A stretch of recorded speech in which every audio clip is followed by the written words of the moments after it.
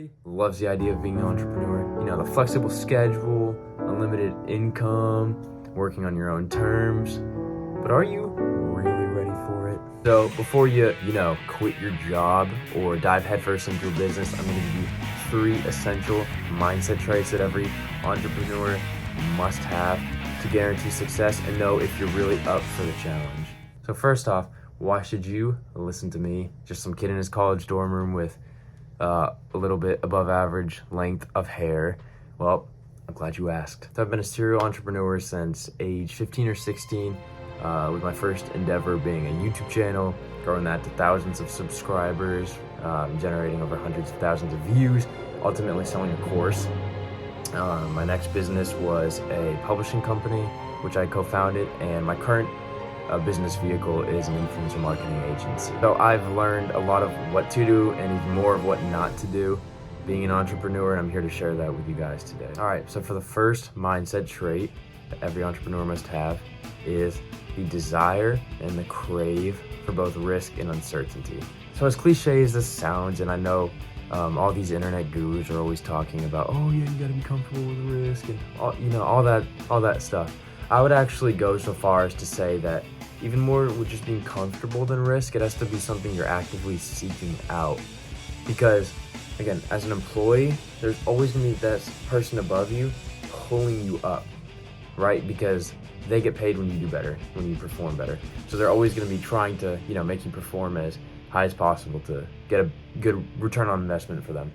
But when you're at the top, you're at the ceiling, right? So nobody's pulling you up, and you're actually limited right here. You can't go up unless you're continuously pushing and going above that ceiling and breaking through the ceiling. So this can't just be like a passive thing where you're just comfortable with risk. Like if risk seems to come upon you, that you would just somehow you'd overcome it. It has to be something you're seeking out. So seeking out those risky opportunities with calculated risk.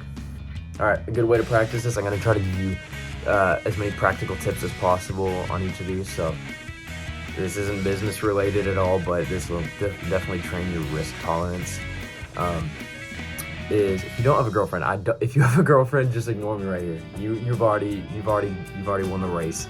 But if you don't have a girlfriend, what I'd recommend is just going up to as many cute girls and just being as blunt as possible with them.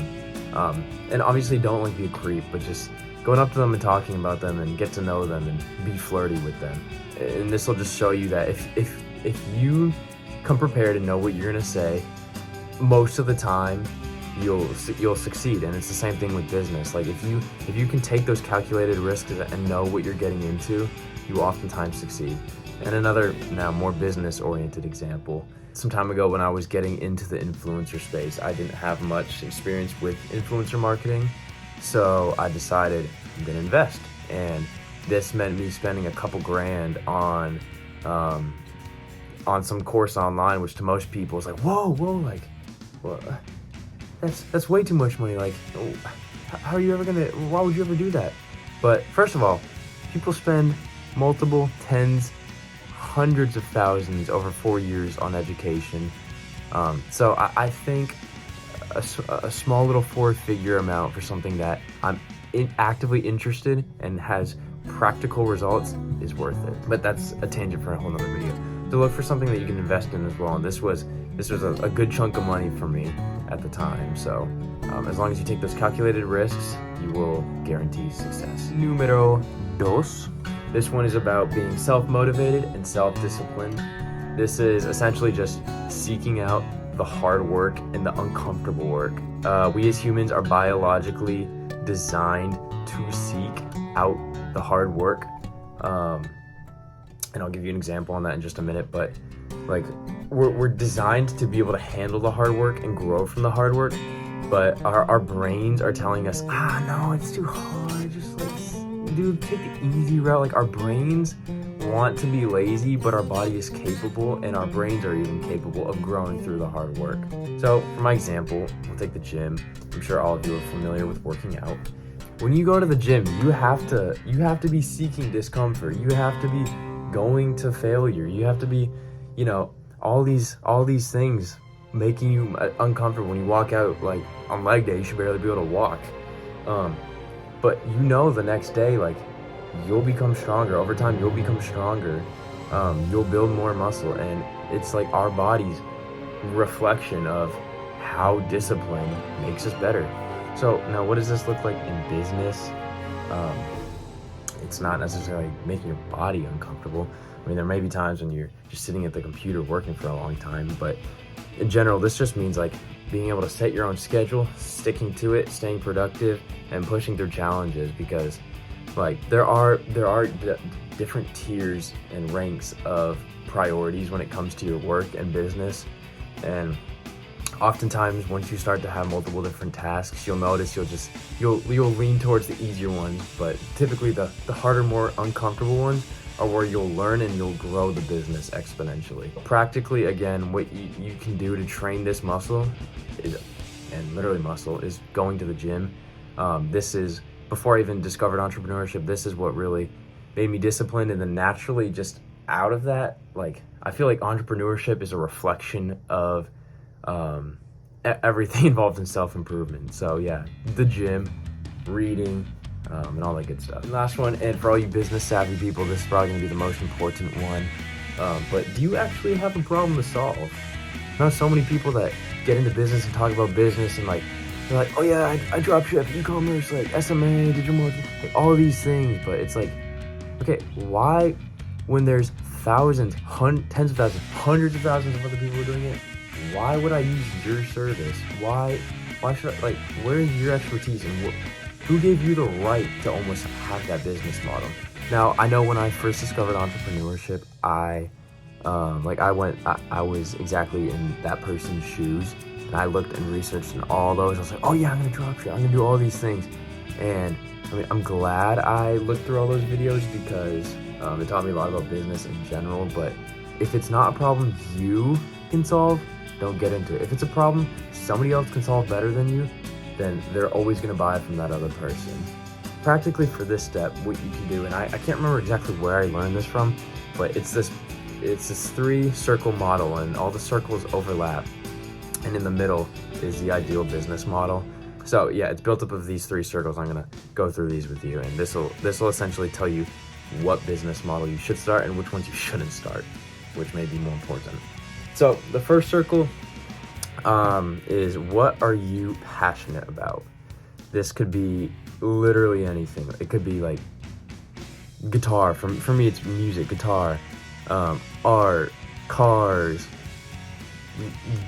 lizards. I don't know. You do your own thing.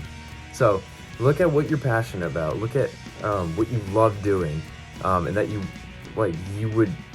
do as relaxation. You do just on your own without anybody telling you to do. Look at what fits in that category first. Second circle, what are you good at? And this is different than passionate about, because you can be passionate about something and suck at it. So like for me, painting. I love looking at paintings. I love everything painting. But when I pick up a paintbrush and an easel, ain't nobody want to see the finished product. So look at something you're passionate about, something you're good at, and try to blend the two, because that's ultimately blending these 3 is what our goal is for this. So look at something you're good at, something you're passionate about. All right, and then the last circle, and probably the most important for a business, is what makes you money. So this could be literally any vehicle that is a moneymaker for you. So this could be, sales, consulting, a product, a course, anything. And now what you're gonna wanna do is take each circle, take the items from each circle, see where they blend, and you'll create your business. So for me, I'll go through mine. I was very passionate about music, so I knew I wanted to do something with music. That was something I was passionate about. I was also really good at music. I played guitar. I started my YouTube channel, which was music oriented, and I had a lot of experience in music. And then what can make me money? Leveraging other musicians' audience for brand deals. So that's where the influencer marketing agency came from, and it's, as you guessed, in the music niche. So the practical exercise for you guys here is to make this little, you can draw it, you can just do it in your head. And it always helps to write it down, because you can keep track of it. But Do this, see what fits best, and right in the center is gonna be your ideal business model. And this is what you have to sell and the problem you have to solve. Because remember, if it's not something you love, there's always gonna be somebody who loves it and is willing to put more time and energy into it. So I hope this was helpful in letting you know, either confirming or denying the fact that you wanna be an entrepreneur, and if so, how you can get started, a few mindset traits and actionable items you can take to get started on that journey.